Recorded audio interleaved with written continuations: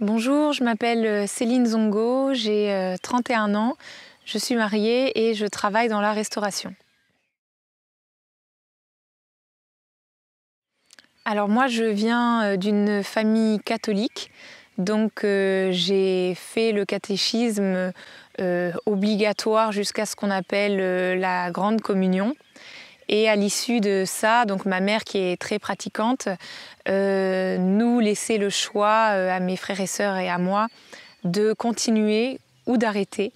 J'ai toujours été attirée par Dieu, puisque j'ai quand même eu la grâce d'entendre parler de lui petite, même si c'était au travers du catholicisme, qui est une fausse religion. Et j'aimais Dieu.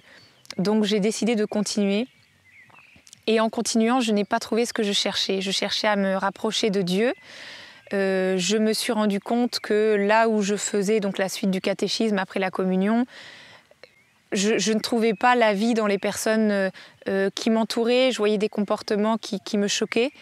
Et en même temps, par exemple les sermons que faisait le prêtre, tout ça, je trouvais rien de faux en soi dans ce que j'entendais à l'époque, n'ayant pas de connaissances sur le sujet. Mais je me disais que bon, c'était plus de la morale et que je pouvais le faire moi-même, quoi. Donc j'ai laissé ces choses-là. Je croyais toujours en Dieu, mais j'ai laissé vraiment le catholicisme, enfin le catéchisme, on va dire. Je me considérais toujours comme catholique. Ne trouvant pas de choses pour me rapprocher vraiment de Dieu, je me suis dit que c'était moi qui étais peut-être trop exigeante, tout simplement. Et donc j'ai continué ma vie. Et là, j'ai vécu plusieurs choses qui m'ont amenée à crier à Dieu et à lui demander pourquoi est-ce qu'il permettait ces choses-là dans ma vie. C'est à ce moment-là que j'ai rencontré donc, une amie qui m'a parlé du Seigneur Jésus-Christ différemment pour la première fois, qui me l'a présenté comme le Sauveur, qui m'a expliqué que la Bible était vraie. C'était pas juste une métaphore, des choses un peu désuètes comme ça pouvait nous l'être présenté pendant le catéchisme, que c'était vraiment la vérité, que le Seigneur Jésus est vivant et qu'il voulait vraiment me sauver.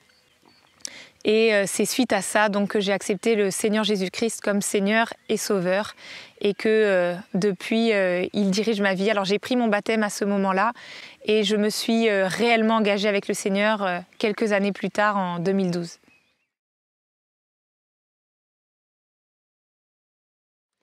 Alors depuis ma conversion, tout a changé.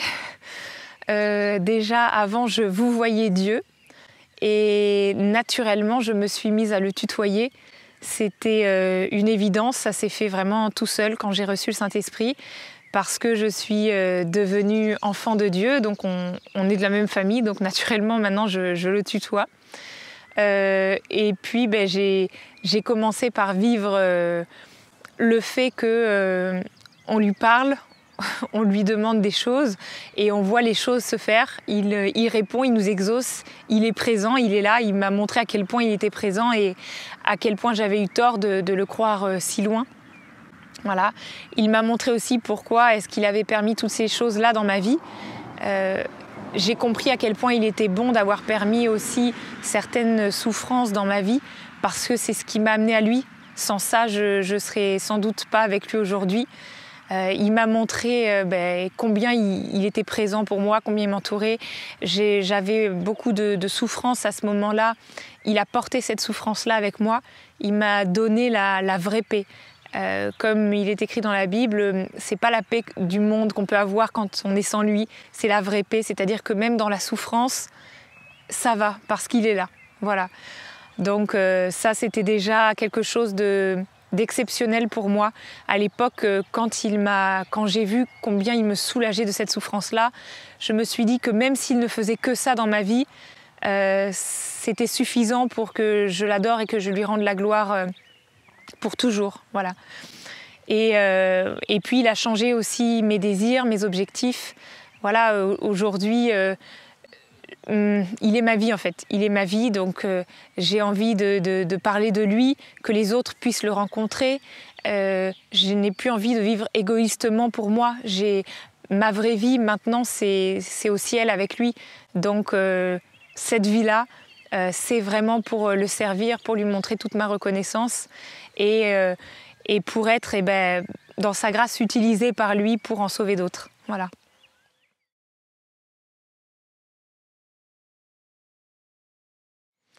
Alors, il y en a eu plusieurs tout au long de ma vie chrétienne. Actuellement, c'est le Proverbe 4, 23 qui dit « Garde ton cœur plus que toute autre chose, car de lui viennent les sources de la vie ». J'ai compris, quand je me suis convertie, mais de mieux en mieux au fur et à mesure des années passées avec le Seigneur, que je suis vraiment mauvaise. Voilà. Tout homme, toute femme est sur cette terre est contaminée et gangrénée par le péché, et qu'on le veuille ou pas, qu'on passe pour gentil ou pas, on est mauvais, on a des mauvaises pensées, même si on ne le veut pas, on est orgueilleux, on se croit quelque chose, quelqu'un, même si c'est en faisant le bien. Voilà.